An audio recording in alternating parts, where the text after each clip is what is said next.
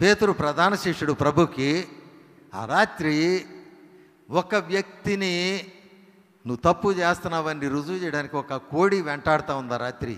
కోడి పుంజు ఒకటి. ఆ రాత్రి దానికి ప్రభు ఒక అసైన్మెంట్ పెట్టాడు. నువ్వు వెళ్ళి ఈ రాత్రి సీమోని యొక్క అబద్ధాలు లెక్కేసుకొని 3 సార్లు అబద్ధంగా ఆడగానే ఏం చేయాలి, నువ్వు కుయ్యాలి. జంతువులు లోపడతా ఉన్నాయి, కోళ్ళు లోపడతా ఉన్నాయి. యోనా తప్పు చేసి పారిపోతా ఉన్నాడు. నినివేకి వెళ్ళమంటే తార్షీషుకి వెళ్తా ఉంటే ఎత్తి సముద్రంలో వేశారు. సముద్రంలో అంట ఒక పెద్ద చేపకి ప్రభు ఆజ్ఞాపించాడు, యోనా పడతాడు, నువ్వు ఆయన్ని మింగి తీసుకెళ్ళి నినివే పట్టణపు ఒడ్డున కక్కాలి. దాని అసైన్మెంట్ అది. ఆ రోజున ఈ యొక్క తార్షీషు వెళ్ళే వాడ వెంటబడింది ఈ చేప. వాళ్ళు ఎక్కడ పడేస్తారో, ఏ సైడ్ పడేస్తారో కరెక్ట్గా నోరు తీసుకొని కాసుకొని ఉంది దానికి. అంతేకాదు, ఆ చేపకి 3 రోజులు ఫాస్టింగ్ ప్రేయరు. 3 రోజులు దానికి ఆహారం లేదు, తినడానికి లేదు, జీర్ణశక్తి లేదు, లేకపోతే ఆయన వెళ్ళిపోయేవాడు. చేప లోపడుతుంది. యోనా నినివే పట్టణంలో సువార్త బోధించిన తర్వాత ఒక సొర చెట్టు పెట్టుకొని పందిరేసుకొని ఊరికి దూరంగా కూర్చున్నాడు అగ్నిగంధకాల్లో కాలకుండా ఉండటానికి. సొర చెట్టుని ప్రభు ఆజ్ఞాపిస్తే ఒక పురుగు వచ్చంట మొదలు కొరికేసింది. సొర చెట్టు మొత్తం ఎండిపోయింది. పురుగులు లోపడుతున్నాయి, కోళ్ళు లోపడుతున్నాయి, లేకపోతే చేపలు లోపడుతున్నాయి. అంతేకాకుండా ఒకప్పుడు గాడిద మాట్లాడింది. గాడిద దైవజనుడిని గద్దించినట్టుగా కనపడతా ఉంది. ఇట్లా కాకికి ఆజ్ఞాపించాడు ఒకప్పుడు. ఏలియా అని నా భక్తుడు ఉన్నాడు, ఆయన ఏం చేస్తాడంటే ప్రవక్త ఆ యొక్క నదీ తీరాన దాగి ఉన్నాడు, వెళ్ళి ఏం చేయాలి, నువ్వు ఉదయం సాయంత్రం రొట్టె మాంసం అందించాలి. కాకి లోపడుతుంది. కాకులు ఏది ఉండినా లాక్కెళ్ళిపోతాయి. కానీ ఆ రోజున కాకి విధేయత. కానీ తను ఏర్పాటు చేసుకున్నటువంటి ప్రధాన శిష్యుడిగా ఉన్నటువంటి పేతురు మాత్రం అవిధేయుడిగా మారిపోయినట్టుగా కనబడతా ఉంది. ప్రేమైనటువంటి దేవుని బిడ్డలారా, నీ పరిస్థితి ఎట్లా ఉంది? ఉదయకాలంలో ఎంతో కాలంగా సహవాసం లేదు, ప్రార్థన లేదు, నడిపించేవాళ్ళు లేరు, ఆత్మీయంగా దిగజారిపోయినటువంటి పరిస్థితిలో ఉన్నావా? ఆత్మీయంగా దిగజారిపోయినటువంటి పరిస్థితిలో ఉంటే ప్రభు ఉదయకాలంలో నిన్ను మరలా రక్షించడానికి అక్కడికి వస్తూ ఉన్నాడు, ఇక్కడికి వస్తూ ఉన్నాడు. సీమోను ఎక్కడైతే చేపలు పడుతున్నాడో, సీమోను ఎక్కడున్నాడో ప్రభుకి తెలుసు. సీమోను ఏం చేస్తున్నాడో తెలుసు. ఆ రోజున సీమోను విడిచిపెట్టినటువంటి వలలు సంపాదిస్తాడని తెలుసు, చేపలు పడుతున్నాడని తెలుసు. సీమోను ఉన్న చోటకే ప్రభు వస్తూ ఉన్నాడు. సీమోను ఉన్న చోటకే వచ్చి ఆయనతో మాట్లాడుతూ ఉన్నాడు. ఈ ఉదయకాలంలో ప్రభు నీవున్న స్థలంలోకి వస్తూ ఉన్నాడు. ఆయన్ని వెతుక్కుంటా వెళ్ళటం కాదు, కానీ నీ దగ్గరికే వస్తున్నాడు. ఆయన ఎక్కడో లేడు, ఆయన నీ ముందే ఉన్నాడు, నీ ముందే నిలబడి నీతో మాట్లాడుతూ ఉన్నాడు. సీమోను ఉన్న చోటకి వచ్చాడు. వచ్చిన తర్వాత అక్కడ కూడా మళ్ళీ ఏం జరిగిందంటే, ఆ రోజు 7 కలిసి వల్లేస్తూ ఉంటే ఒక్క చేప కూడా దొరకలేదు ఆ రాత్రి. నేను ముందే చెప్పాను, గల్లీ సముద్రం నిండా చేపలే. వీళ్ళు 7 కూడా చేపల పట్టణంలో నేర్పరితనం కలిగిన వాళ్ళు. ఏ టైంలో ఎక్కడ చేపలు ఉంటాయో వీళ్ళకి బాగా తెలుసు. అయినా కూడా ఒక్క చేప కూడా దొరకలేదు. ఎందుకో తెలుసా? ప్రభు మళ్ళా తన యొక్క దైవత్వాన్ని రుజువు చేయడానికి ఈ యొక్క చేపల్ని దూరం చేశాడు. నిరాశ, నిస్పృహలు. ఏంటిది? ఏమైంది? ఎందుకు దొరకలేదు? ఎందుకు దొరకలేదు? యేసు లేడు. ఆ ధోనిలో యేసు లేడు. యేసు మాట చొప్పున వల వేసినప్పుడే విస్తారమైనటువంటి చేపలు పట్టగలిగాడు. మళ్ళీ ఇప్పుడు సొంత ప్రయత్నంతో చేపలు పట్టుకుందామని ప్రయత్నం చేస్తున్నాడు. సొంత ప్రయత్నము, సొంత ప్రణాళిక, సొంత ఉద్దేశాలు, సొంత ప్లాన్లు ఒక్క వ్యక్తిని కూడా రక్షించలేవు. ఒకవేళ అనుకుందాం, సీమోనికి ధోనిలు ఉన్నాయి, వలలు ఉన్నాయి, నేర్పరితనం ఉంది, చేపలు ఉన్నాయి, గల్లై సముద్రం నిండా, కానీ ఒకటి కూడా దొరకడం లేదు. చాలామంది సంఘాల్లో ఉన్నటువంటి దైవ సేవకుల దగ్గర చాలా మంచి నేర్పరితనం ఉంటుంది, మంచి పాటలు పాడతారు, వాక్యం బాగా చెప్తారు, లేకపోతే స్వస్థత ప్రార్థనలు చేస్తారు, అన్నీ ఉంటాయి. కానీ ఒక ఆత్మను కూడా రక్షించలేనటువంటి స్థితిలో ఉంటా ఉన్నారు. ఒక చేపను కూడా పట్టలేరు, శ్రమ పడతానే ఉంటారు. శ్రమ పడి ఏం చేస్తారంటే వీళ్ళు పట్టిన చేపలు వాళ్ళు పట్టిన చేపలు అన్నీ కలిసి పోగు చేసుకునేటువంటి దైవ సేవకులు తయారయ్యారు. ప్రేమటువంటి దేవుని బిడ్డలారా, ఎట్లా ఉంది నీ జీవితం? సొంతగా చేపలు పట్టగలుగుతున్నావా? నీ యొక్క నేర్పరితనంతో ఒక్క చేప కూడా పట్టలేవు. యేసు నీ ధోనిలో ఉంటే, యేసు మాట చొప్పున వలవేస్తే విస్తారమైనటువంటి చేపలు పట్టడానికి అవకాశం ఉంటుంది. నువ్వు మనుషులు పట్టేటువంటి జాలరుగా అవుతావని చెప్పాడు. ప్రభు యొక్క వాగ్దానం ఉంది, కానీ ఒక్క చేప కూడా దొరకలేదు. ఆ రోజున ప్రభు వచ్చాడు. వచ్చిన తర్వాత వాళ్ళంతా కూడా ఎవరు గుర్తుపట్టలేదు. నువ్వెవరు భయ్యా? ఈయన ఒడ్డు నిలబడి కేకేస్తున్నాడు, పిల్లలారా మీ దగ్గర ఏమైనా చేపలు ఉన్నాయా? తినడానికి ఏమైనా భోజనం ఉందా? మా దగ్గర ఎక్కడుందయ్యా? యేసు లేదు, యేసు వాళ్ళతో లేకపోతే భోజనం లేదు, చేపలు లేవు, ఒక్క చేప కూడా దొరకలేదు.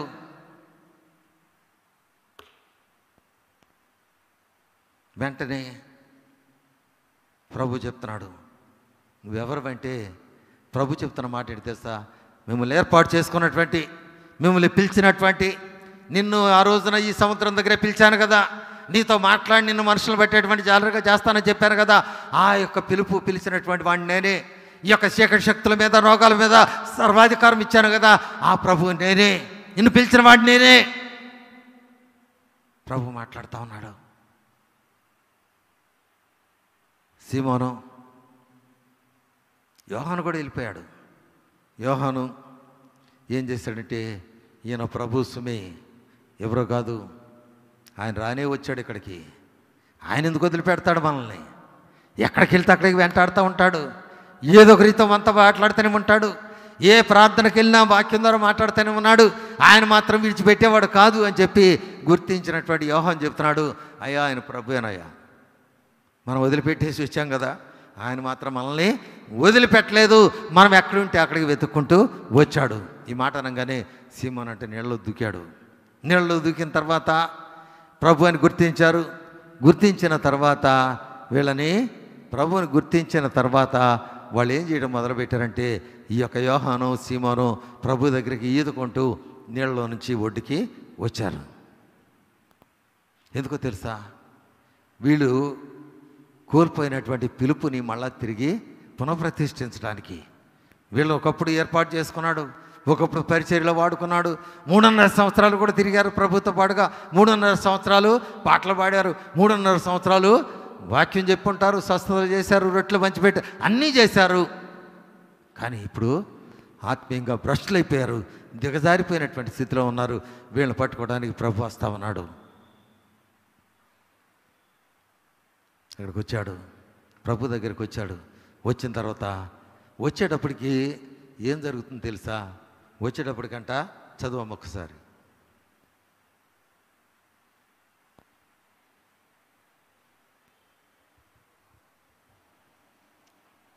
ప్రభు నిప్పుల మీద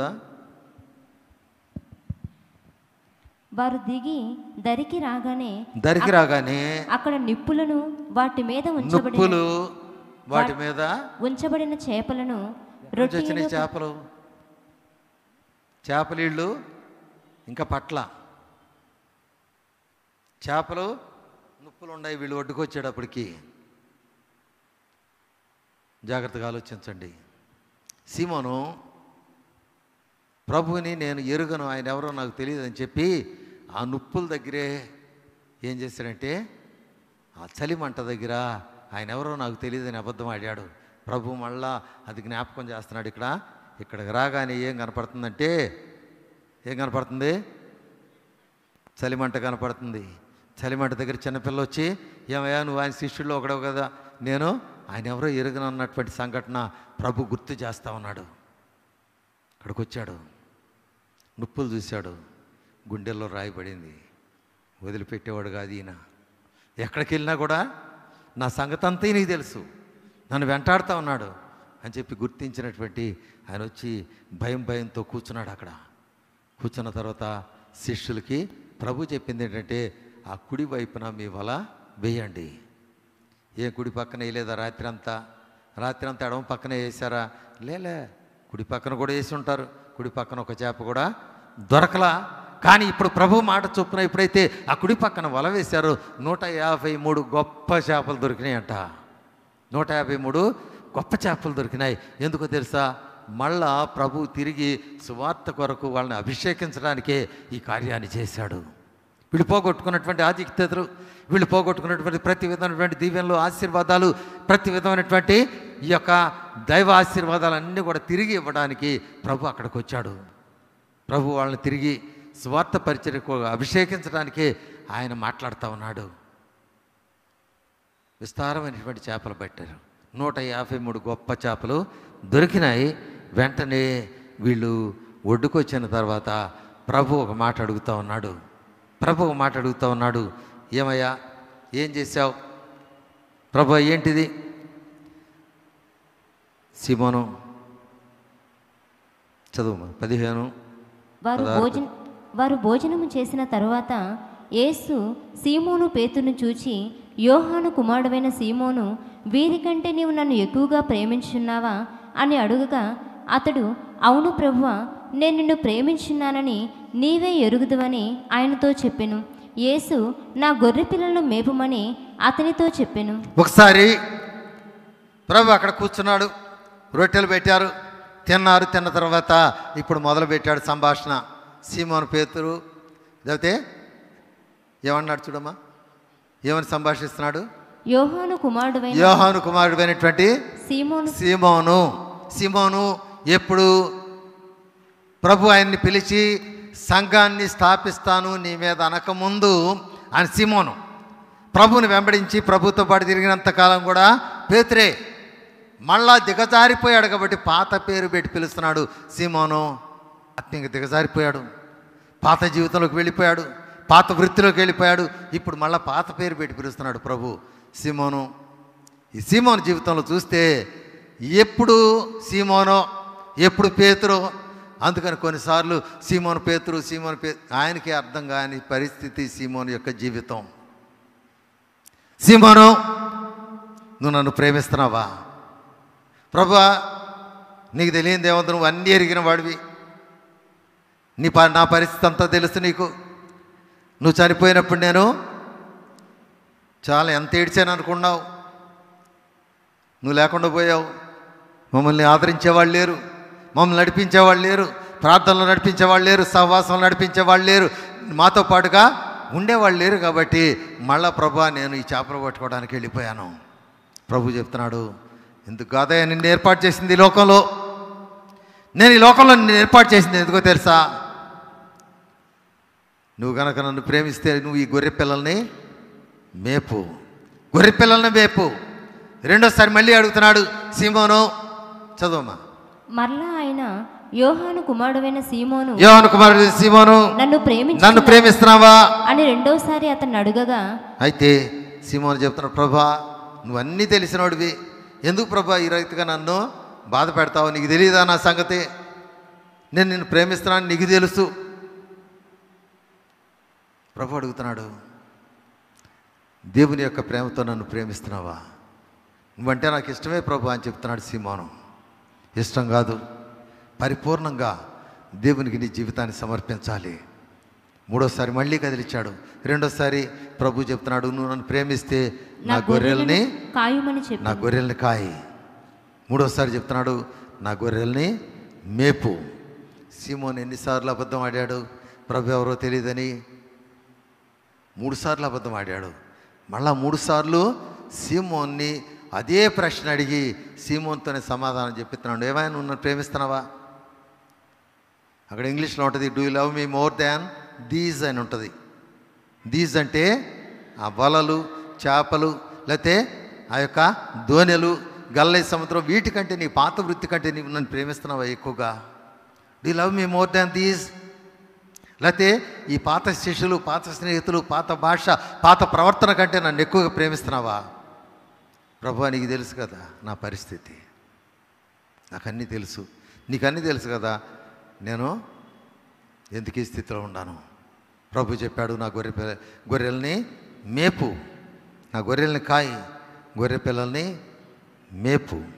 ఈ 3 సార్లు 14వ అధ్యాయం 15వ వచనం యోహాను సువార్తలోనే.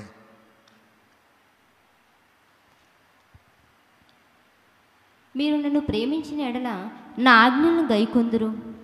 నువ్వు కనుక నన్ను ప్రేమిస్తే నా ఆజ్ఞలు గైకొంటావయ్యా. నా ఆజ్ఞలు గైకుంటే ఏం చేస్తావు తెలుసా? నువ్వు నా గొర్రె పిల్లల్ని మేపుతావు, గొర్రెల్ని కాస్తావు, గొర్రెల్ని మేపుతావు. ఈ యొక్క గొర్రెల్ని మేపు, గొర్రెల్ని కాయి. ప్రియమైనటువంటి దేవుని బిడ్డలారా, ప్రభువు ఇక్కడ ఉన్న ప్రతి వారి ఏళ్ళ ఒక ప్రత్యేకమైనటువంటి ప్రణాళిక ఉంది. ప్రతి ఒక్కరి ఏళ్ళ ప్రత్యేకమైనటువంటి ప్రణాళిక ఉంది. నీ ఇంట్లో వాళ్ళని రక్షించాలని, నీ గ్రామంలో స్వార్థ పరిచర్య కొరకు నిన్ను వాడుకోవాలని చెప్పి దేవుడు ఒక గొప్ప ఉద్దేశంతో నిన్ను లోకంలో ఏర్పాటు చేస్తే, నువ్వైతే పాపపు జీవితం, పాత అలవాట్లు, పాత మాటలు, పాత భాష, పాత చూపు, పాత ఫ్రెండ్స్ ఇట్లా దిగజారిపోయిన స్థితిలో ఉన్నావే. ప్రభు అడుగుతున్నాడు, నువ్వు నన్ను ప్రేమిస్తున్నావా? నీ పేరు పెట్టి పిలుస్తున్నాడు, ఏమా నువ్వు నన్ను ప్రేమిస్తున్నావా? నువ్వు నన్ను ప్రేమిస్తున్నావా? నువ్వు నన్ను ప్రేమిస్తే నా గొర్రె పిల్లల్ని మేపు, నువ్వు నా గొర్రెల్ని కాయి, నా గొర్రెల్ని మేపు.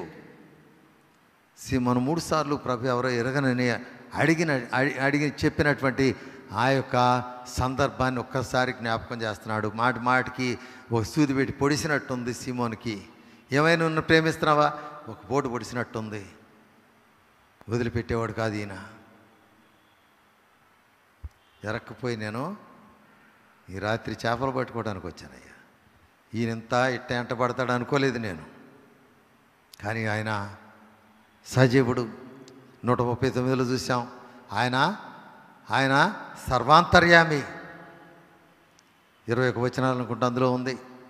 8 వచనాలు కూడా ఆయన సర్వాంతర్యామి అని చెప్తా ఉన్నాయి. మొదటి 8 వచనాలు, రెండవ 8 వచనాలు కూడా ఆయన సర్వస్వాన్ని ఎరిగినవాడు. మూడోది ఆయన సర్వశక్తి కలిగినటువంటి దేవుడు. ఈ 139వ కీర్తన దేవుని యొక్క దైవత్వాన్ని మనకి ఎత్తి చూపెడతా ఉంది. నేను ఎక్కడికి వెళ్ళినా అక్కడ ఉన్నావు. సముద్ర దిగాంతాల్లోకి వేకు రెక్కలు కట్టుకుని వెళ్ళినా అక్కడ ఉండవు.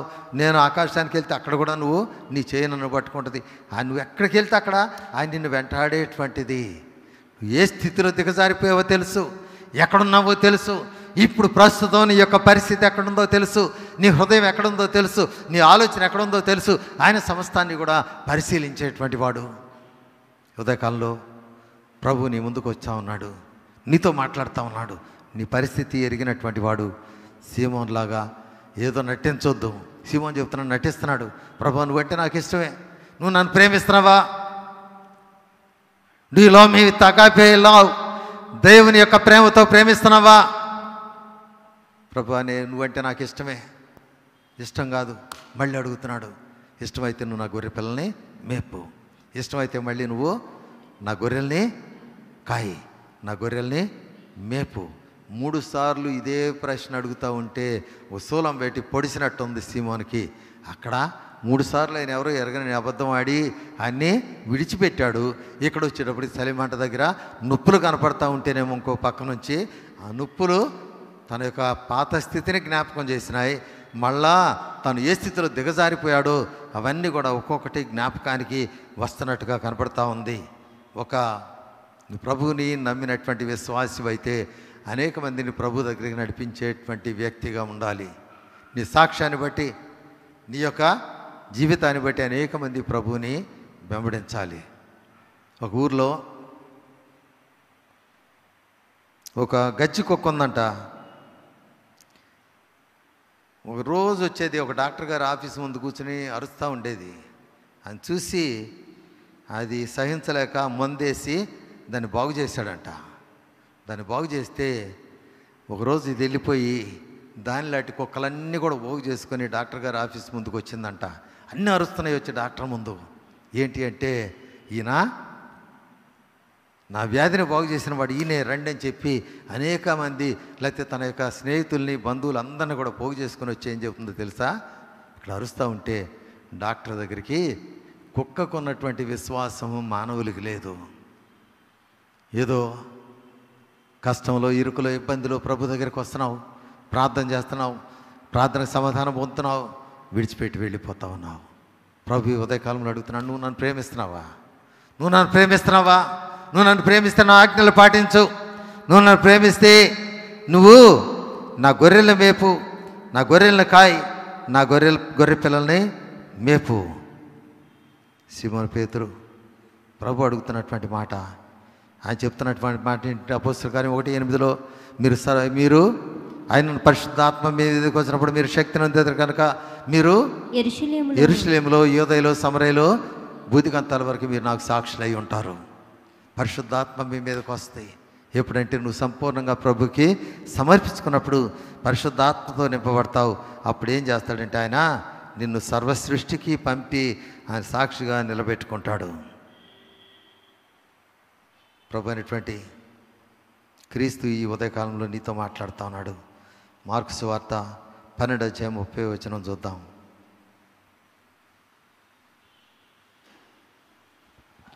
నీవు నీ పూర్ణ హృదయముతోను, నీ పూర్ణ హృదయంతో, నీ పూర్ణ ఆత్మతో, పూర్ణ ఆత్మతో, పూర్ణ వివేకముతో, పూర్ణ బలముతోను, పూర్ణ బలముతో నీ దేవుడైనటువంటి ప్రభువుని ప్రేమింపవలనది ప్రేమించాలి. నువ్వు కనుక ప్రభువుని ప్రేమిస్తున్నావు అనుకుంటే నీ పూర్ణ హృదయంతో, పూర్ణ ఆత్మతో, పూర్ణ వివేకంతో, పూర్ణ బలముతో ప్రభువుని వెంబడించాలి.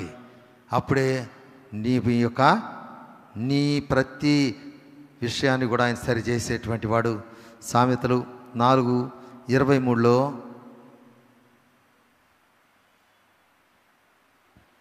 నీ హృదయంలో నుండి జీవధారలు బయలుదేరతాయి. ఎప్పుడు నువ్వు పూర్ణ హృదయంతో ప్రభువుని వెంబడిస్తే నీ హృదయంలో నుండి జీవజలధారలు ప్రవహిస్తాయి. ఆ యొక్క జీవజలధారలు ఇతరులకు కూడా నువ్వు ఇస్తే వాళ్ళు కూడా జీవజలాన్ని పొంది ప్రభువుని వెంబడించేటువంటి వాళ్ళు ఉంటారు. నీ పూర్ణ ఆత్మతో ప్రభువుని ప్రేమించాలి, నీ పూర్ణ హృదయంతో ప్రభువుని వెంబడించాలి, నీ పూర్ణ వివేకంతో ప్రభువుని వెంబడించాలి. దావీదు లాంటి భక్తులు పూర్ణ హృదయంతో దేవుని వెంబడించారు. అందుకే దేవుని హృదయానుసారుడైనటువంటి వ్యక్తిగా దావీదు మార్చబడ్డాడు. 34:8 కీర్తనలో చెప్తున్నాడు, యెహోవా ఉత్తముడని రుచి చూసి తెలుసుకోండి, ఆయన ఆశ్రయించున్నరులు ధన్యులు. Taste and see that the lord is good. రుచి చూడాలి. రుచి చూస్తే ఆయన ఎంత మంచివాడో, ఆయన ఎంత గొప్పవాడో, ఆయన సర్వశక్తి కలిగినటువంటి దేవుడిని నువ్వు చెప్పగలుగుతావు. ఈ కాలంలో, ఈ మామిడికాయల కాలంలో ఒక తెల్లాయన వచ్చాయంట దొరగారు. వస్తే మంచి మామిడికాయలు నూజివీడి నుంచి తెచ్చారు, మంచి రసాలు బాగా మెత్తగా వచ్చాయంట పాస్టర్ గారు. వచ్చి ఇది చాలా బాగుంటుంది తినమంటే ఇటు పట్టుకొని చూశాడు. పట్టుకుంటే ఎట్లుంటుంది అది? రసాలకాయ బాగా వచ్చిన తర్వాత ఎట్లుంటుంది?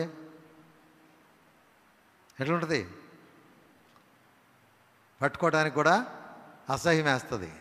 సరే ఈయన మాత్రం నాకొద్దు నేను తిన్నా అన్నట్ట. ఆ రోజున పాస్టర్ గారు బలవంతాన ఆ మూతి దగ్గర ఉన్నటువంటి దాన్ని ఇప్పి నోటి దగ్గర పెట్టి ఒకసారి ఇట్టు వచ్చాడంట. ఈ రసం నోట్లోకి వెళ్ళినాక బుట్ట మామిడికాయలు తినేసాడంట. రుచి చూడకముందు అది ఎట్టా ఉంటుందంటే, అమ్మో నాకొద్దు, ఆయన అమెరికా వాళ్ళ దేవుడు, ఆయన వేరే వాళ్ళ దేవుడు, లేకపోతే ఆయన మన దేవుడు కాదని చెప్తావు. కానీ ఒక్కసారి రుచి చూస్తే ఆయన విడిచిపెట్టలేవు. శిష్యులు ఆయన ప్రేమను రుచి చూశారు కాబట్టి ఆయన కోసం ప్రాణాన్ని బలిగా ఇచ్చారు. శిష్యులందరూ కూడా హతసాక్షులుగా చనిపోయినట్టుగా చరిత్ర చెప్తా ఉంది. పూర్ణ బలంతో, పూర్ణ ఆత్మతో, పూర్ణ వివేకంతో, పూర్ణ హృదయంతో ప్రభుని వెంబడించేటువంటి వాడుకు ఉండాలి. మనుషులు పెట్టేటువంటి జాలరుగా పిలువబడినటువంటి వాడు ఇప్పుడు వెళ్ళి మళ్ళా చేపలు పట్టుకుంటా ఉన్నాడు. ప్రభు ఆయన ఉన్న స్థలానికి వెతుక్కుంటూ వచ్చాడు. ఈ ఉదయకాలంలో నువ్వు ఎక్కడున్నావో, ఏం చేస్తున్నావో, నువ్వున్నటువంటి పరిస్థితుల్లోనే నువ్వున్న దగ్గరికే ప్రభు వస్తా ఉన్నాడు. వాక్యం ద్వారా ఆత్మరూపిగా నీతో మాట్లాడుతూ ఉన్నాడు. ఉదయకాలంలో ప్రభు దగ్గరికి వచ్చి, ప్రభా నేను సెలవుల్లో తప్పిపోయాను, దేవ సహవాసం లేక తప్పిపోయాను, లేకపోతే ప్రభా నీకు దూరంగా జీవిస్తూ ఉన్నాను, క్షమించమని అడిగితే ఆయన నిన్ను క్షమించడానికి ఆయన సిద్ధంగా ఉన్నాడు. ఉదయకాలంలో ప్రభు దగ్గరికి వస్తావా? నీకు నువ్వు ఏ స్థితిలో పడిపోయావో, ఏ స్థితిలో తప్పిపోయావో, మాట ద్వారానో, క్రియ ద్వారానో, చూపు ద్వారానో, అదే మళ్ళా నీకు జ్ఞాపకం చేస్తా ఉన్నాడు. నువ్వు ఏ స్థితిలో తప్పిపోయావు ఆ స్థితిలోనే ప్రభు నిన్ను పట్టుకోవడానికి నీవున్న దగ్గరికి వస్తూ ఉన్నాడు. సీమోను చేపలు పట్టేవాడు, ప్రభువుని వెంబడించాడు, మళ్ళా పాత వృత్తిలోకి వెళ్ళిపోయాడు. అయితే ప్రభు చేయి విడిచిపెట్టలేదు. ఆయన ఒక ప్రత్యేకమైనటువంటి ప్రణాళికతో రక్షించాడు కాబట్టి వెతుక్కుంటూ సీమోన్ దగ్గరకు వచ్చాడు. సీమోన్ దగ్గరకు వచ్చి ఇదే మాట అడుగుతున్నాడు, నువ్వు నన్ను ప్రేమిస్తున్నావా? ఈ కోల్పోయినటువంటి ఆధిక్యతలన్నీ కూడా మళ్ళీ ఇచ్చాడు, కోల్పోయిన దీవెనలన్నీ మళ్ళీ ఇచ్చాడు. మళ్ళా సువార్త కొరకు ప్రతిష్ఠించి సువార్త పరిచర్య కొరకు పంపించినట్టుగా కనబడతా ఉంది. అలాంటి ఈ యొక్క సీమోను పేతురు ప్రభువుని ఎరుగనని చెప్పినవాడు, అబద్ధాలాడినవాడు, లేకపోతే ఈ యొక్క ఆయన ఎవరో తెలియని నొప్పుల దగ్గర అబద్ధం చెప్పినటువంటి వాడు, ఆయన ఒక్కసారి ప్రసంగం చేస్తూ ఉంటే పరిశుద్ధాత్మ అగ్ని జ్వాలల వలె ఆకాశం నుండి దిగొస్తే 3000 మంది భాషలు మాట్లాడి ప్రభువుని రక్షకుడిగా అంగీకరించి సంఘంలో చేర్చబడ్డారు ఒక్క రోజున. అలాంటి శిష్యుడు, చేపలు పట్టుకునేవాడు, భూమిని తల్లకిందులు చేసేటువంటి శిష్యుడిగా మారిపోయాడు. అద్భుతాలు చేశారు. సీమోను యొక్క లేకపోతే పేతురు యొక్క నీడ పడితే రోగులు బాగుపడ్డారు, పేతురు యొక్క వస్త్రాన్ని ముట్టుకుంటే రోగులు బాగుపడ్డారు. ఈ ఆధిక్యతలన్నీ కూడా విడిచిపెట్టేసి మళ్ళీ వెళ్ళి చేపలు పట్టుకుంటా ఉన్నాడు. నీ జీవితంలో ఈ ఉదయకాలంలో దేవుని ప్రణాళిక నెరవేర్చబడాలంటే నువ్వు తిరిగిరా. ఏ స్థితిలో ఉండవో తెలుసు, నువ్వు ఎక్కడ జారిపోయావో తెలుసు. ఒక్కసారి తిరిగి వచ్చి, ప్రభా నేను తప్పు చేశాను, పలానా విషయంలో తప్పిపోయాను ప్రభా, అది కూడా నీకు జ్ఞాపకం చేస్తా ఉన్నాడు. ఈ ఉదయకాలంలో నువ్వు ఏ స్థితిలో తప్పిపోయావో ఆ స్థితిలోనే నిన్ను పట్టుకోవడానికి వచ్చాడు. ప్రభు దగ్గరికి వచ్చి, ప్రభా నేను పాపిని క్షమించమని అడిగితే అన్ని పాపాలు క్షమించడానికి సిద్ధంగా ఉన్నాడు. ప్రభు దగ్గరికి వస్తావా? ప్రభు దగ్గరికి వస్తావు. ఈ ఉదయకాలంలో నీ ముందుకే వస్తా ఉన్నాడు, నీ దగ్గరికే వచ్చాడు. నీ దగ్గర నుండి ఆయన దాటి వెళ్ళిపోవడానికి సిద్ధంగా ఉన్నాడు. దాటిపోకముందే నీ యొక్క సమయాన్ని కోల్పోకముందే ఆయన దర్శించేటువంటి టైంలోనే ప్రభు దగ్గరికి రా. ప్రభు దర్శించే కాలంలో నువ్వు గనక గుర్తెరగకపోతే ఏమైపోద్దంటే, ఒకవేళ యేసుకి దూరంగా ఉండి కనుక ఒకవేళ ప్రయాణం చేస్తూ ఉంటే సీమోన్లాగా ఈ ఉదయకాలంలో సమీపంగా రా. ఆయన నిన్ను సమీపంగా ఉండి ఆయన వెంబడించేటువంటి శిష్యుడిగా చేసుకోవాలని చూస్తూ ఉన్నాడు. ఇస్కరియోతు యూదా కూడా ప్రభుకి దూరంగా ఉండి ప్రయాణం చేశాడు. కానీ చిన్న శోధన రాగానే ఆయన నమ్మేసుకునేటువంటి స్థితిలోకి దిగజారిపోయాడు. నీ పరిస్థితి ఎట్లా ఉంది? ఉదయకాలంలో నీ స్థితి ఎట్లా ఉంది? ఒక్కసారి ప్రభు దగ్గరికి వచ్చి, ప్రభా ఇది నా పరిస్థితి, క్షమించమని అడిగితే ఆయన దయగలిగిన వాడు, జాలి కలిగిన వాడు, ఆయన కారుచున్న రక్తపు చేతులు చాపి నిన్ను పిలుస్తున్నాడు, నీ పేరు పెట్టి పిలుస్తున్నాడు. ఆ రోజు సీమోన్ని పేరు పెట్టి పిలిచినట్టుగానే నిన్ను కూడా పేరు పెట్టి పిలుస్తున్నాడు. అమ్మా నువ్వు నన్ను ప్రేమిస్తున్నావా? అయ్యా నువ్వు ప్రేమిస్తున్నావా? ప్రేమిస్తే నువ్వు మళ్ళా ఆ స్థితిలోకి దిగజారిపోవు, మాటల్లో బూతులు మాట్లాడవు, లేకపోతే నీ యొక్క జీవితంలో వెనక్కి జారిపోవు. ఒక్కసారి తిరిగి రమ్మని పిలుస్తున్నాడు. ప్రభు దగ్గరికి వస్తావా? ప్రార్థన చేసుకుందాం, చిన్న ప్రార్థన చేసుకుందాం.